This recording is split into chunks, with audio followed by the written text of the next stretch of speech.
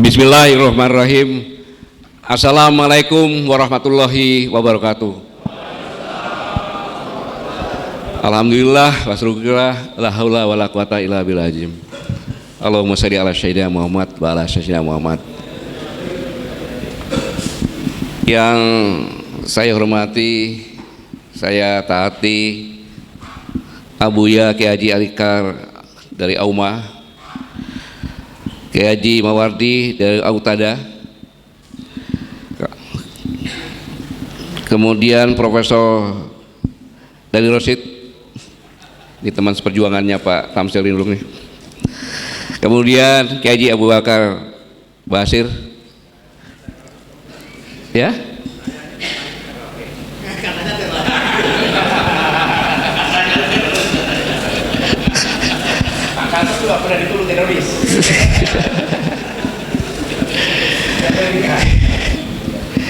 Jadi negara ini berbicara masalah teroris, masalah apapun juga, kalau ada kesalahan-kesalahan biasa ditindak.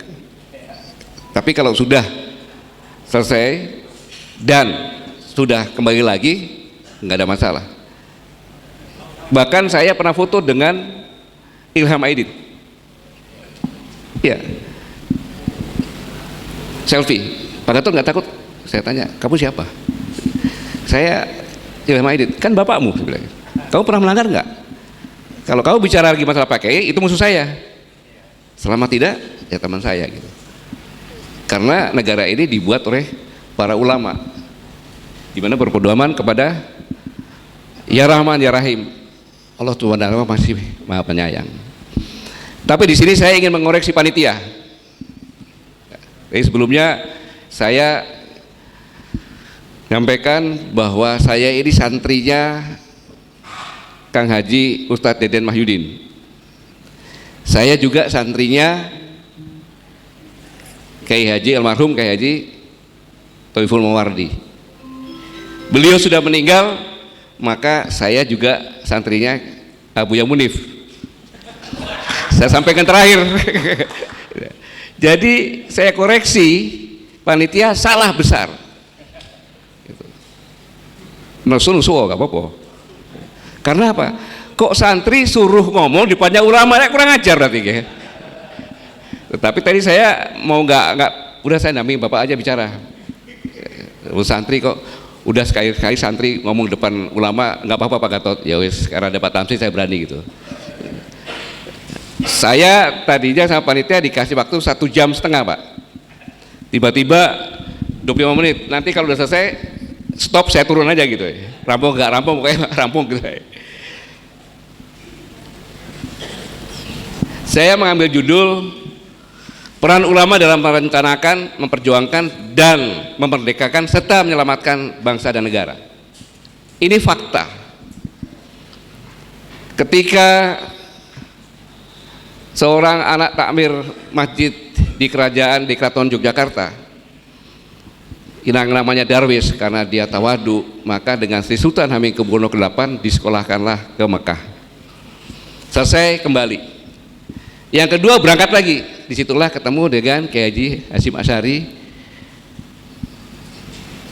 Kemudian bercerita, enak ya tinggal di sini di negara yang merdeka, semuanya sama, nggak ada beda-bedakan. Disitulah terjadi komunikasi bagaimana caranya memerdekakan negeri ini. Dan ternyata dari kesimpulannya sama seperti yang disampaikan oleh Sri Sultan Hamengkubuwono ke-8, bahwa tanpa intelektual, tanpa pengetahuan, maka tidak mungkin. Maka ketika kembali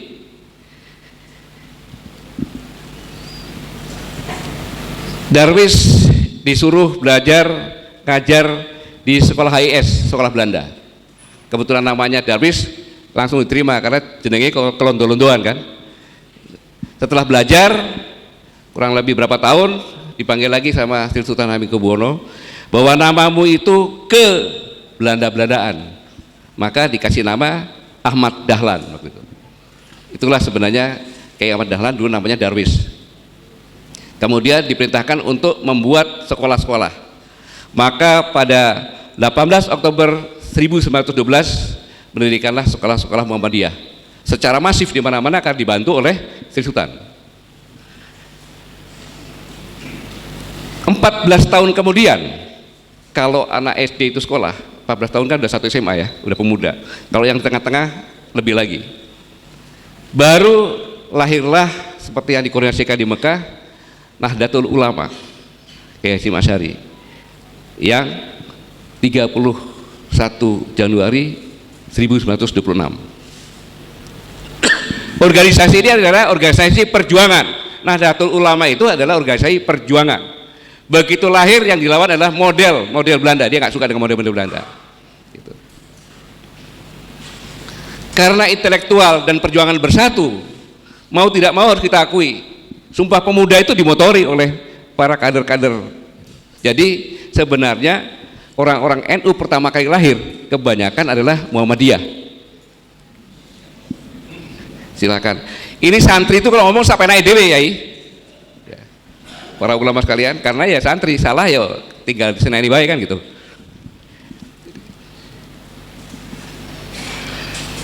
Itulah lahir Sumpah Pemuda. Setelah bersatu, baru Nahdlatul Ulama membuatlah divisi-divisi, laskar-laskar. Muhammadiyah juga ada laskar, tapi lebih banyak laskar dari Nahdlatul Ulama. Maka saya sampaikan bahwa yang merencanakan, mempersiapkan dan memperjuangkan kemerdekaan itu adalah para ulama. Dari cerita yang singkat ini, jadi nggak bisa disamakan antara Muhammadiyah sama NU. Uang ini bergerak di bidang pendidikan dan kesehatan kemanusiaan, yang satunya di bidang perjuangan. Sampai kapanpun Nahdlatul Ulama tetap bergerak dalam perjuangan. Kemudian dalam mendesain negara, ulama tampil sebagai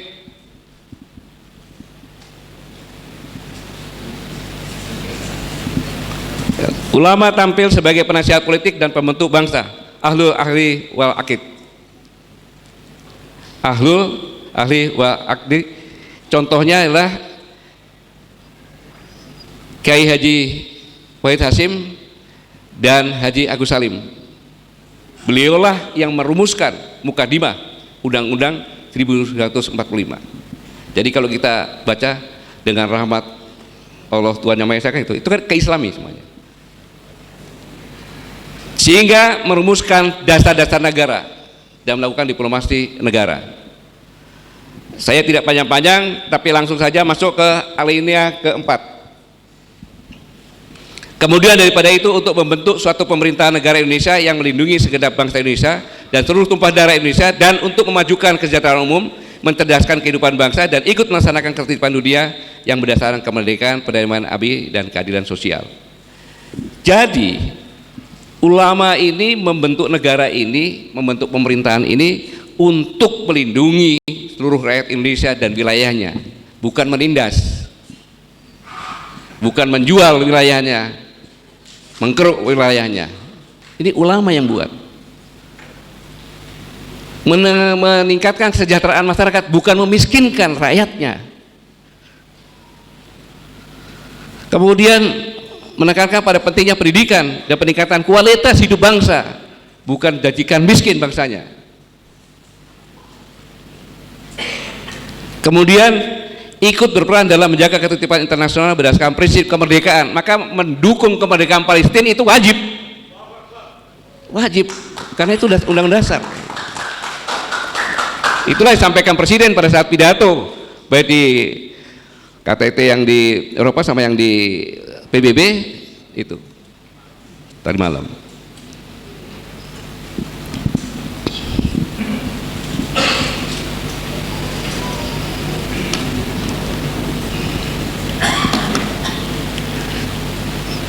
Jadi inilah sebenarnya yang dicanangkan oleh para ulama sampai dengan saat ini, bukan dilaksanakan malah dirusak.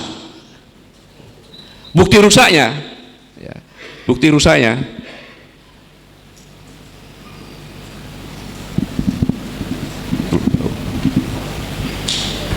ini bukti rusaknya. Loh, warisan Pak Prabowo itu mendapat warisan dari presiden yang ketujuh, Pak Jokowi. Luar biasa warisannya itu.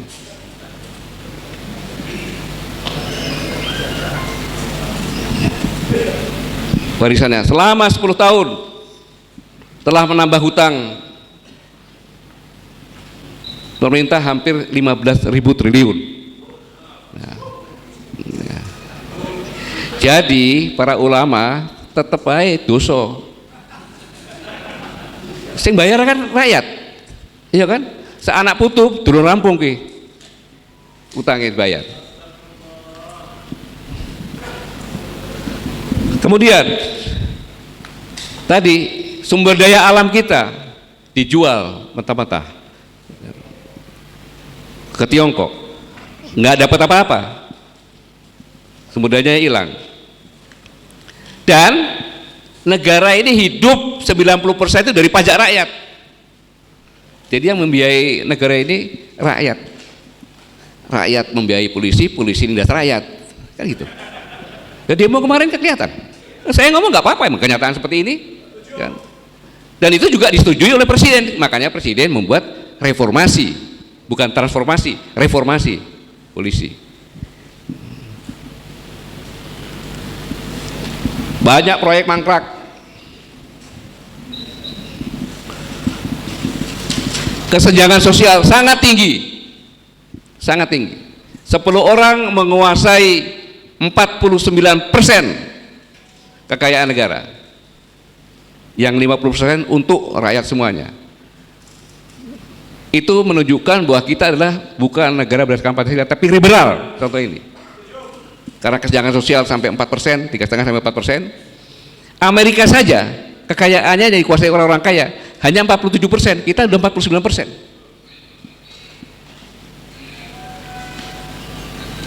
Yang lebih parah lagi nih, judi online.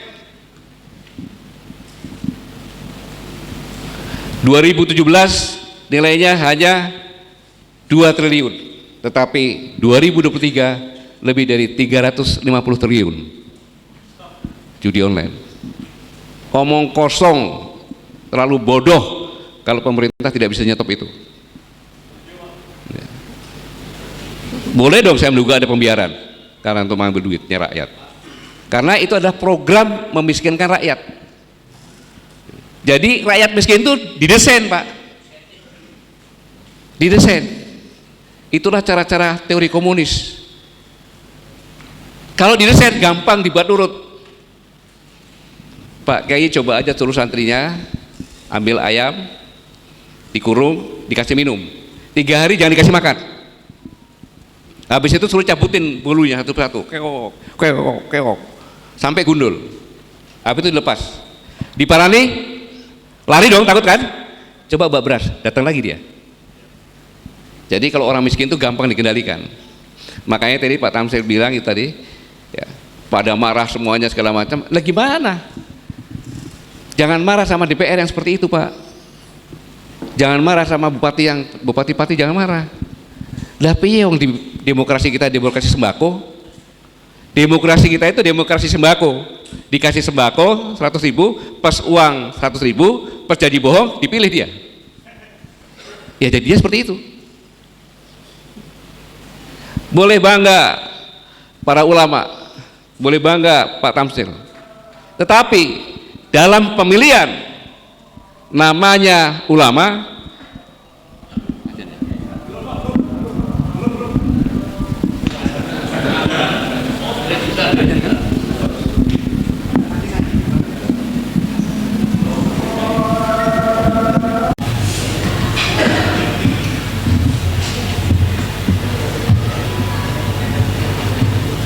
Assalamualaikum warahmatullahi wabarakatuh. Alhamdulillah setelah isoma, mudah-mudahan bukan yang ngantuk tapi tambah semangat.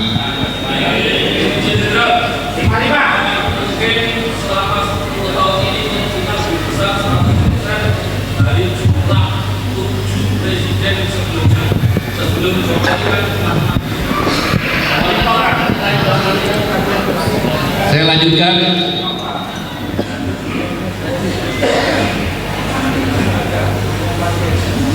Jadi selama 10 tahun ini korupsi lebih besar 100%. Jadi kalau ditambahkan zamannya Bung Karno, kemudian Pak Harto, Pak Habibie, Bu Mega, dijumlahkan itu masih kalah besar korupsinya dan kualitasnya dengan caranya pada zamannya Jokowi. Hebatnya itu. Jadi itulah yang membuat kita miskin, karena uang yang untuk rakyat lebih banyak dikorupsi. Kemudian banyak pendiaman oleh penguasa, karena orang yang korupsi ketahuan nggak disidangkan, tapi kata awam korupsi macam-macam, orang lebih aku tak bongkar. Jadi korupsi itu seperti kasih peluang, begitu ketahuan menjadikan alat untuk menekan. Kita negara agraris, tapi harga beras itu harganya lebih tinggi dari harga internasional 20%. Kemudian zamannya Pak Jokowi itu PHK itu pada Agustus 2024 sudah 46.000 yang korupsi.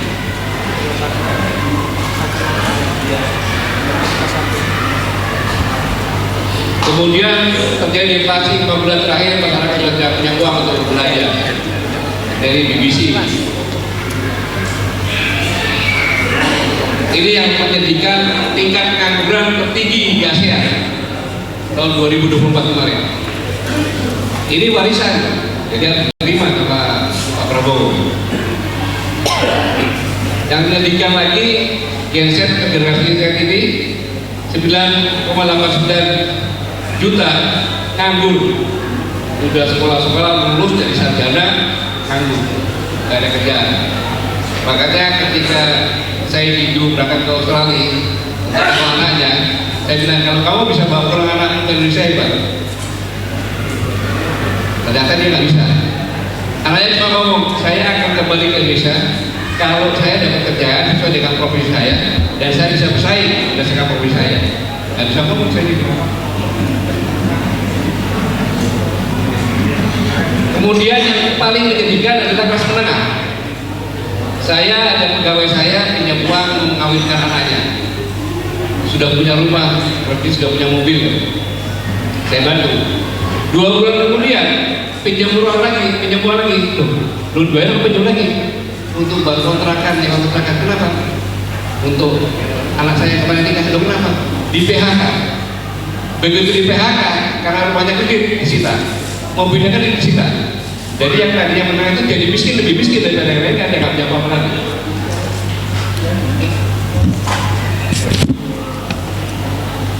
Bank Dunia bahkan menyampaikan ancaman resesi.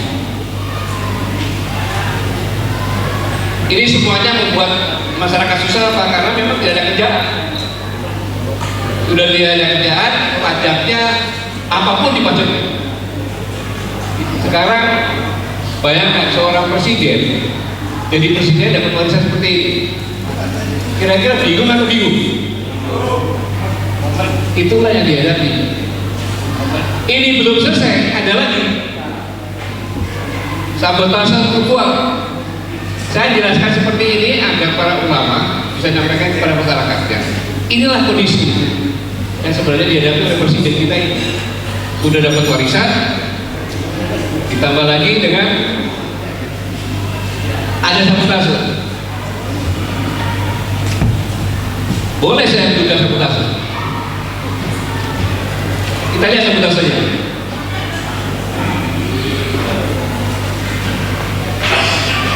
Desember 2024, Menteri Keuangan Sri Mulyani memutuskan kenaikan PPN 12% dan diperlakukan pada Januari 2025. Bayangkan, sehingga terjadi demo. Terpaksa Presiden harus bicara di depan publik. Yang naik hanya pajak yang 20% itu bukan itu, hanya barang dan jasa saja. Baru bulan Januari.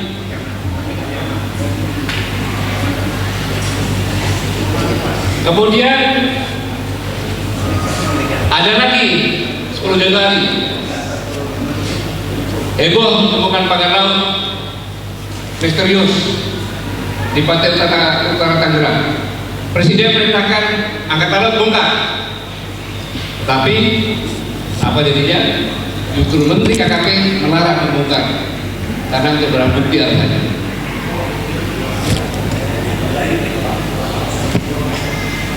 Jadi Presiden sudah perintah malah dilarang sama Menteri ini. Sabotase kan itu? Menteri Kelautan. Alasannya untuk barang bukti. Akhirnya Presiden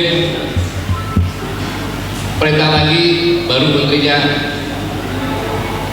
Kemudian 1 Februari Menteri Bahlil mengeluarkan larangan para pengecer jual gas melon, sehingga terlihat banyak demo, antri, bahkan di Tangerang ada korban jiwa. Terpaksa Presiden bicara lagi, minta cabut aturan baru LPG. Bayangin, belum selesai Pak, ada lagi. Bulan Februari, bensin oplosan. Itu kalau diteruskan mesin pada rusak. Akhirnya nggak percaya dengan Pertamina dan beli di bensin lain Indonesia dan lain sebagainya. Ini kan sabotase.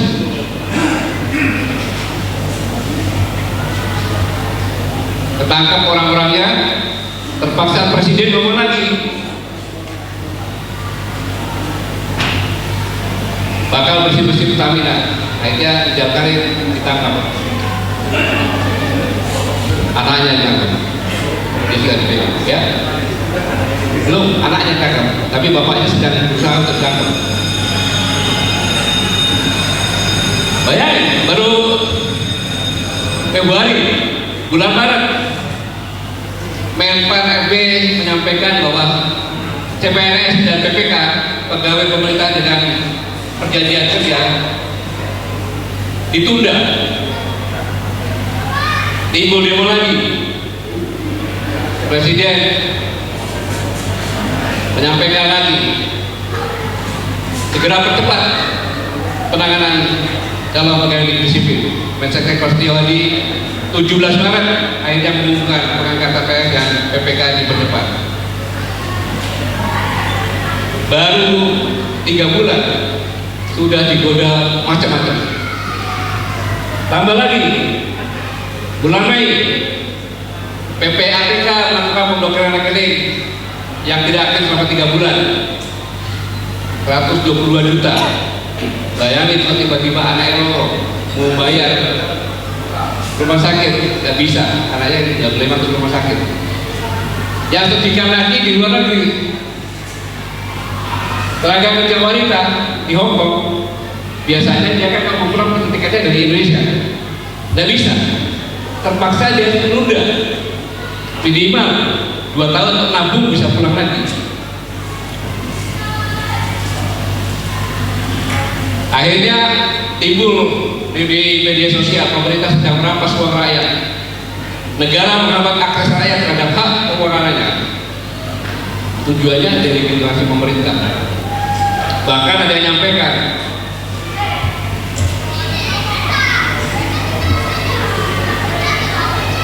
pemerintah lagi nggak punya uang, jadi uangnya rakyat yang diambil. Ini yang muncul. Setelah dipanggil Presiden, baru menyatakan mohon maaf dan blokir telah dibuat kembali. Tidak semudah itu dibuka. Kita harus kembali lagi untuk buka yang bayar lagi.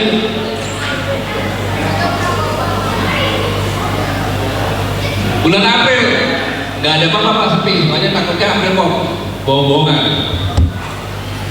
Kita lanjutkan ke bulan Juni, itu tambang Raja Ampat. Raja Ampat itu kan tempat yang dilindungi oleh dunia, sangat indah. Pulau-pulaunya digedung untuk nikel.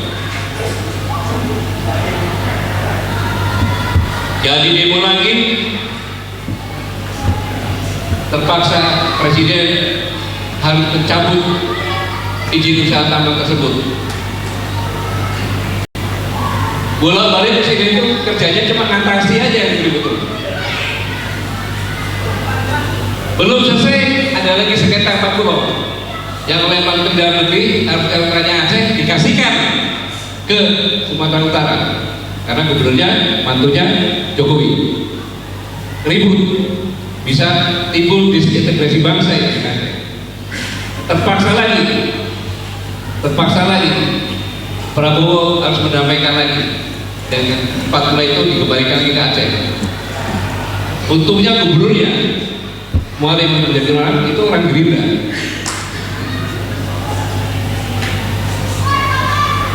Dikembalikan lagi oleh presiden. Timbul lagi beras oplosan.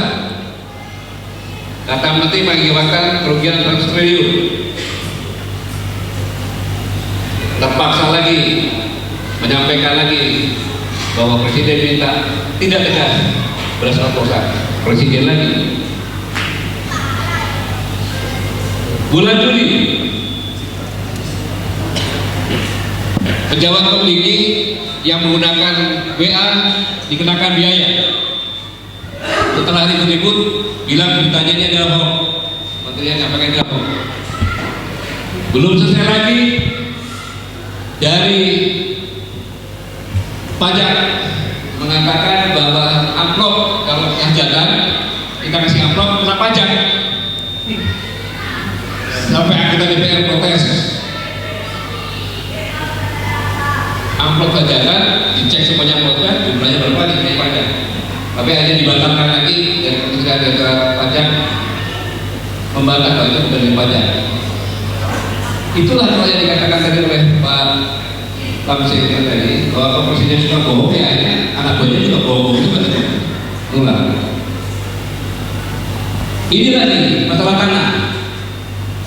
Tanah yang nganggur selama 2 tahun disita negara. Ini pada Juli. Setelah diproses, diprotes, menyampaikan. Jadi nggak ada istilah tanah kalau belum ada SHM-nya itu dia memiliki, nggak ada. Oh, ini tanahnya mbah saya dulu saya mau tanya emang mbahmu dulu bisa membuat tanah? Nggak bisa membuat tanah. Akhirnya minta maaf dan karena nganggur tidak benar diblokir. Karena nganggur selama 2 tahun disita negara. Kami nganggur bertahun-tahun pemerintah tidak rugi. Pemerintah aja. Emang tujuannya mereka ini membuat merugikan pemerintah. Sampai mengatakan awas kena rondo nganggur 2 tahun sisa pemerintah.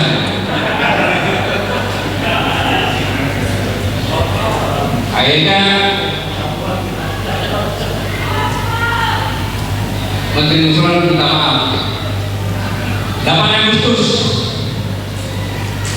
ini juga Menteri Keuangan di TV mengimbau kalau rakyat ikut turunan partisipasi untuk bayar dari dosen. Aneh-aneh. Jadi menghina profesi dosen dulu.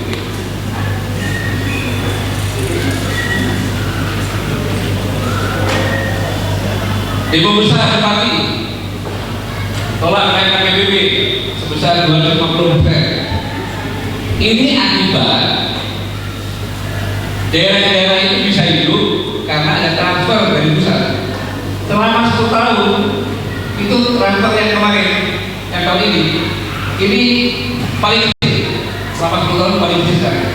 Dipotong kurang lebih sekitar 24%. Bisa salah satu bupati dan bisa gaji PNS bisa ya. Tapi yang jelas pengelolaan ada program. Pak dengan kayak gini saya nggak ada kerjaan karena uang yang ada waktu gaji pegawai saya nggak bisa kapal lagi. Nah, Bu Sri Mulyani mengatakan bahwa pemerintah daerah mencari cara cari uangnya. Pemerintah daerah cuma punya 2 cara, PBB sama distribusi. Nggak ada caranya lagi. Utama segala macamnya sebenarnya pusat. Jadi dibandingkan dengan daerah. Ya terpaksa naikkan. Kalau komunikasinya nggak benar ya Tripati. Ini bom waktu yang dibuat untuk terjadi di mana-mana. 18 Agustus saya menyampaikan seperti itu. Dan seminggu kemudian itu langsung besar. Bagian memohon pun itu Pak Gatot yang provokasi gitu. Saya yang memperkirakan saja.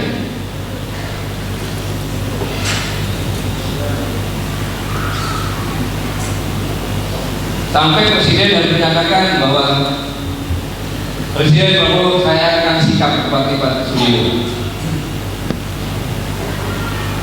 Jadi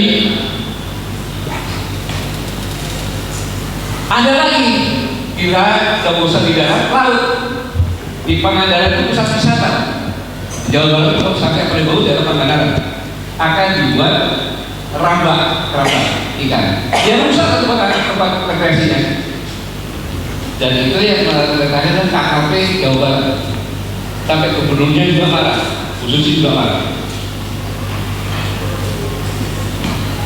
Tambah lagi Pak, udah laut, darat, udara, lagu. Jadi PSSI dikenai penalti karena menyanyikan lagu Indonesia Raya. Harus bayar. Bayar kepada lembaga kolektif manajemen nasional. Karena dalam pertunjukan berbayar. Ini akan membuat semua orang itu kayak zombie. Nggak boleh dengerin lagu karena bayar lagi, akhirnya dilarang karena lagu Indonesia Raya adalah milik publik. Diganggu terus dari bulan ke bulan. Ada lagi yang paling, Menteri Perumahan Arab mengatakan sudah membangun sekian juta rumah sesuai dengan janji kampanye Presiden 3 juta rumah. Hasilnya tidak ada temuan yang dibangun, dan itu disampaikan oleh Wakil Menteri. Wakilnya mengatakan bahwa tidak ada sama sekali temuan yang dibangun. Ini kan pembusukan bahwa Presiden pernah berjanji akan bangun 3 juta rumah. Menterinya dibuat tenang, oh sudah dibangun sekian, ternyata nol, supaya publik marah sama Presiden. Ngomong toh janji-janji saja. Ini tujuannya. Jadi dari semuanya itu adalah tujuannya pembusukan Presiden agar rakyat marah kepada Presiden, pemerintah sebagai kepala pemerintah. Jadi dibuktikan, omongan saya dibuktikan ketika Presiden berikan abolisi amnesti untuk Thomas Saiful dan Hasto. Apa yang terjadi? Keputusan Presiden diserah para pendukung Jokowi yang tergabung dalam YouTuber nasional anak Nusantara. Mereka menentukan pemajuan Prabowo. Jadi para yang sekalian, para ulama, kondisi bangsa saat ini terjadi krisis moral, krisis sosial dan politik, sedang menuju krisis ekonomi. Kalau ini tidak benar. Saya ingin saya sampaikan tadi bahwa ulama memiliki peran historis sekaligus religius dalam memerdekakan dan menjaga bangsa. Saya ingatkan bahwa bangsa ini pernah selamat oleh sinergi ulama, dan bangsa ini akan tetap selamat hanya jika ulamanya kembali bersatu.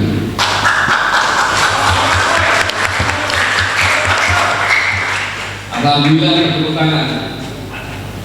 Tapi saya ragu. Karena saya tahu sejarah mengatakan ketika Rasulullah SAW meninggal dunia, pemerintah yang baru ini mencari untuk hakim-hakim jabatan-jabatan keuangan dan sebagainya. Sahabat-sahabat Rasulullah semuanya sahabatnya kabur, dodi. Karena ulama yang paling banyak nanti di neraka kan itu kan dodi kabur.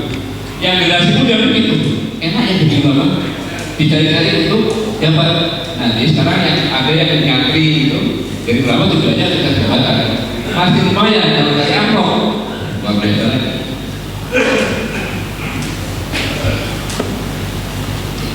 Saya ingatkan surat Fatihah ayat 28. Ulama merupakan penjaga ketaatan dan Tuhan dan umat di mana hanya takut kepada Allah. ketika Rasulullah SAW sudah meninggal, ada nabi baru mencalonkan diri sebagai nabi baru, yaitu Musailimah al-Kazzab. Dia jago sihir, bisa pandang yang trik, sihir sama dia dari rumput hijau. Akhirnya umat sudah bersatu, mulai pecah sebagian ikut nabi baru. Disitulah para sahabat berdiskusi dan akhirnya dipimpin oleh Abu Bakar menyatukan, dan kita perang besar. Dan akhirnya nabi yang baru ini meninggal dan umat bisa bersatu lagi. Dan itulah sebagian perang ulama yang sebenarnya karena sudah dibawa Rasulullah SAW. Hadis riwayat Abu Daud dan Tirmidzi. Ulama merupakan pewaris para nabi. Pewaris para nabi adalah untuk persatukan. Di sini saya contohkan ulama Muhammad Nasir yang menjadi pejabat waktu itu Menteri Penerangan Republik Indonesia. Jadi konvensi media muda pada 27 Desember 49, Belanda mengakui Indonesia kalau Indonesia membuat Republik Federal atau Republik Indonesia. Tujuannya supaya boleh dipecah-pecah dan Papua tidak masuk. Akhirnya terpaksa diterima. Disitulah Muhammad Nasir dia keluar dari Menteri Penerangan, dia kembali lagi partainya, Partai Masyumi, di fraksi Partai Masyumi untuk bergerilya. Akhirnya Perdana Menteri memerintahkan Muhammad Nasir dengan sistem ekonomi itu ke daerah-daerah sosialisasi, dan akhirnya RIS hanya 8 bulan saja, kemudian dikembalikan lagi pada 17 Agustus 1950 menjadi negara kesatuan Republik Indonesia. Itulah peran ulama di Indonesia yang bisa menyatukan negara ini untuk menjadi satu lagi. Jadi ulama lagi.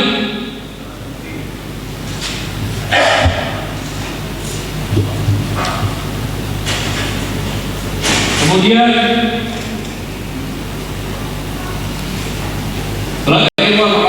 ulama merupakan penggerak melawan terhadap kemungkaran, pengkritik ketidakadilan, dan melawan kezaliman seperti yang terjadi dalam perang Diponegoro, perang Pati, dan perang Aceh.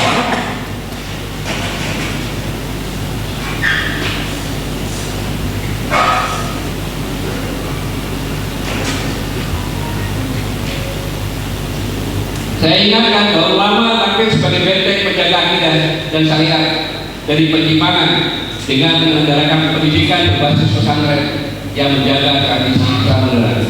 Jadi para ulama-ulama ini adalah yang menjaga akidah dan syariat dari penyimpangan.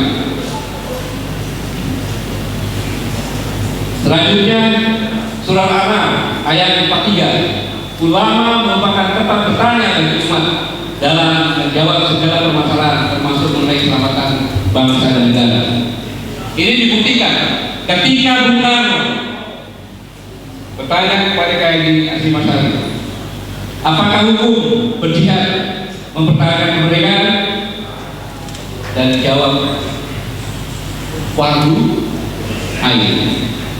Itulah maka keluarlah Revolusi Jihad 22 Oktober 1945 yang sekarang disebut sebagai Hari Santri. Dan itulah kehebatannya. Yang memimpin, siapa yang memimpin 10 November? Ya? Siapa yang memimpin?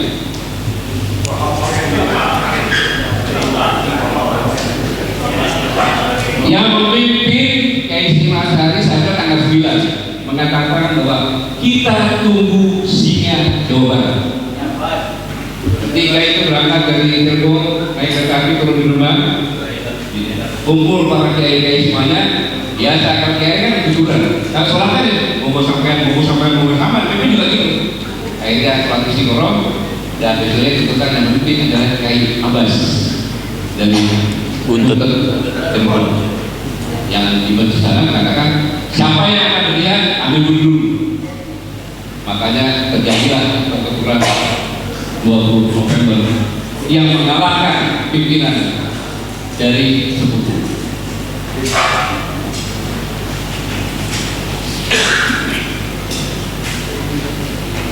Yang lain-lain saya tidak sampaikan, saya ulama sudah tahu semuanya.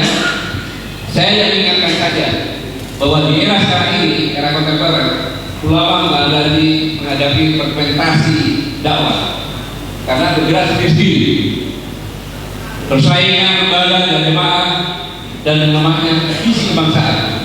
Ini terjadi di mana-mana. Fenomena sekarang ini gaya jalannya khas. Dan dulu yang muncul adalah fragmentasi terfokus pada lembaga, pesantren, ormas masing-masing.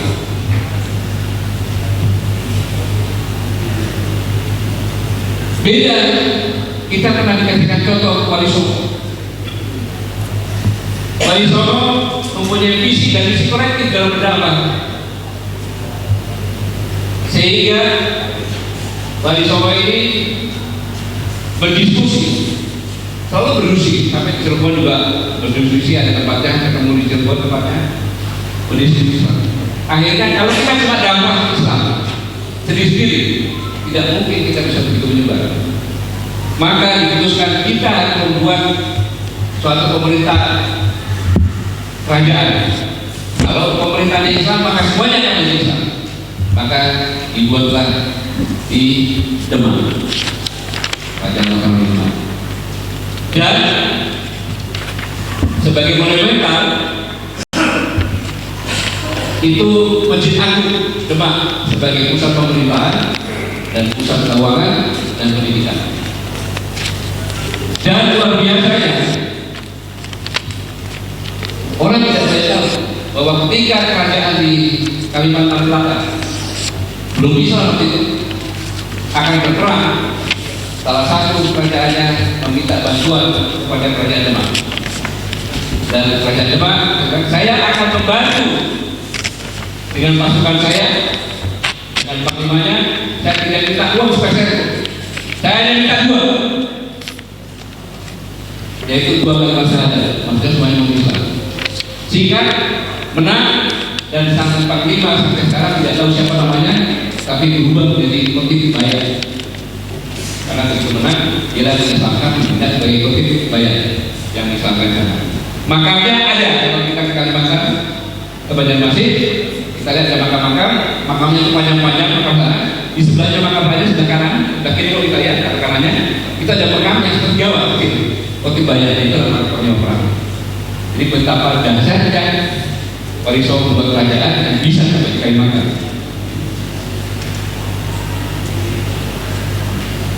Saya pikir dengan kondisi yang sekarang ini sudah waktunya semangat kepemimpinan ala Wali Songo kita hidupkan kembali dalam konteks dakwah yang sekarang. Maksudnya, mungkin kita bisa membuat 9 dai yang terkenal, atau boleh 9, boleh 10 yang terkenal. Kita satukan semuanya. Mereka berdakwah kemana-mana, tetapi ada visi yang satu yang sama untuk menyatukan semuanya itu. Dan ada Dewan Syuro dari ulama-ulama sepuh yang nantinya memberikan konsep-konsep, memberikan masukan-masukan dan menyatukan kekuatan untuk membangun semua peradaban seperti Masjid Demak.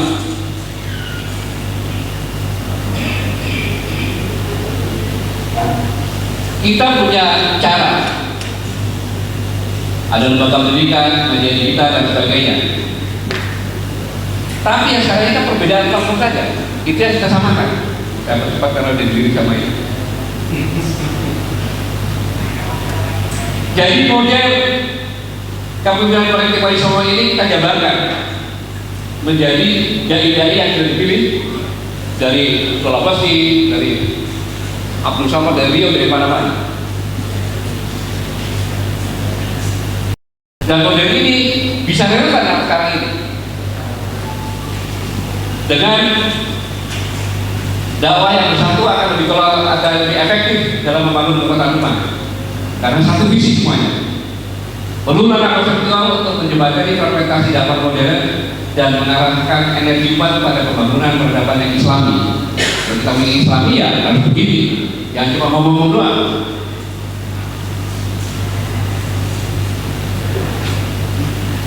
Jadi Wali Songo atau dari 9 atau 10 atau 11 menjadi presentasi kepimpinan kolektif dakwah di era modern, sehingga mampu mengintegrasikan potensi dakwah lintas lembaga, menjadi teladan kolaborasi dan kesatuan saling mengisi, kemudian memimpin umat menuju visi peradaban Islam yang lebih utuh. Kalau kita ingin seperti ini. Dan ulama sepuh berperan sebagai pembimbing kultural dan intelektual. Jadi konsep semuanya dari ulama sepuh, dai-dai itu menjalankan peran strategis di tengah masyarakat dan dimasukkan para ulama-ulama sepuh. Isu-isu ada isu baru diolah sama ulama sepuh sampaikan. Saya punya pengalaman ketika saya masih kakak di Papua. Kita lihat terjadi polintaran di Papua terbakar. Waktu itu anaknya Kiai Iwas masih ada. Saya ngomong putusan saya berangkat, tidak sampai seminggu sudah dikumpulkan semuanya. Antara lain ada Kiai Kolbok dari Ambon datang, kemudian dari Makassar datang kumpul. Saya pancing, ya Bas, bagaimana aja kalau kita bakar gereja sama lenteng-lenteng aja, karena misalkan dibakar Pakistan. Menangis lah, bisa menangis. Zaman kenyar, saya ini lupa, saya ini berjuang menyatukan ini. Kamu mengurus ini, saya diem aja. Saya suruh pulang. Guys, kamu pulang saja. Urusan Tolikara urusan saya. Entah doa entah apa besoknya nggak ada lagi. Sepi Tolikara. Sepi. Sekarang nggak ada lagi urusan. Dari sini datang semuanya datang. Begitu kayak harus ngomong semuanya datang. Begitu dia wafat, dia kalau dari Ambon juga meninggal, yang di Makassar juga meninggal. Nah, masih banyak kiai-kiai seperti ini ada di antara bapak sekalian. Buatlah dai-dai yang top-top itu semuanya dikumpulin, ayo kita bicara dengan caranya masing-masing, tapi visinya, sehingga bisa akan buat peradaban Islam. Kembali lagi, pada Islam 86% di Indonesia, tapi di pemerintahan nggak ada, nggak didengar. Ada P3, ada PAN, ada PKS, ada PKB, semuanya nggak ada. 9%, di bawah 10%, sudah cuma 4, ya kan? Nggak sampai 10% orang raya, nggak bersatu, ya kan, digubris. Sampai kapan? Sampai kapan seperti itu?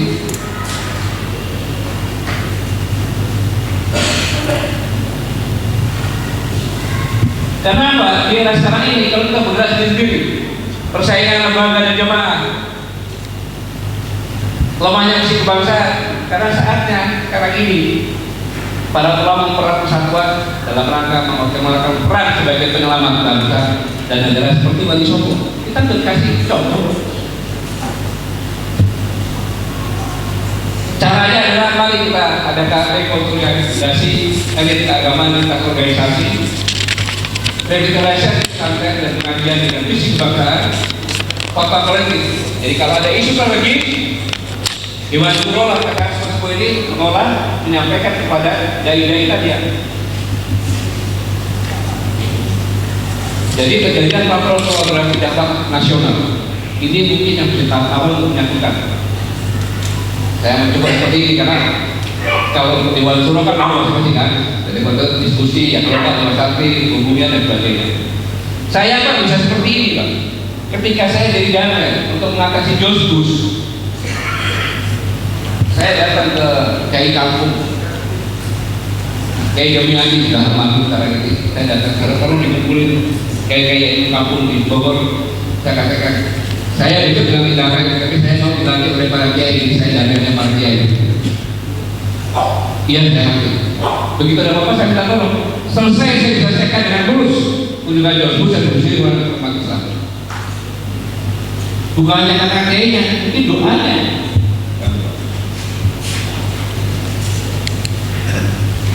Jadi ini akan menyebabkan rekonsiliasi elit agama lintas organisasi akan bisa bersatu, revitalisasi pesantren dan pengajian dengan visi yang sama, kebangsaan, fakta kolektif begitu. Ada isu-isu fakta kolektif para kelompok ulama semua ini disampaikan oleh para dai, dan ini bisa kolaborasi dakwah secara nasional dan bisa mengembangkan ekonomi umat dan dijalin secara internasional. Ini yang perlu saya sampaikan di akhir ini. Saya mohon maaf kalau apa yang saya sampaikan, saya namanya juga santri Partai Demokrat, tapi saya mengingatkan ketika Rasulullah SAW akan wafat, dia pesan kepada sahabat-sahabatnya, jadikanlah wilayahmu seperti tempat ibadah, walaupun di ujung tempat ibadahnya itu kecil, jelek, umum, tapi yang namanya tempat ibadah di sini pasti orang baik-baik. Jangan jadikan wilayah gedung yang besar, tapi itu rumah sakit, karena di sini pasti orang rumah sakit. Dan itu semuanya sudah selalu lama. Selamat berjuang para pelaku. Terima kasih. Wassalamualaikum warahmatullahi wabarakatuh. Terima kasih.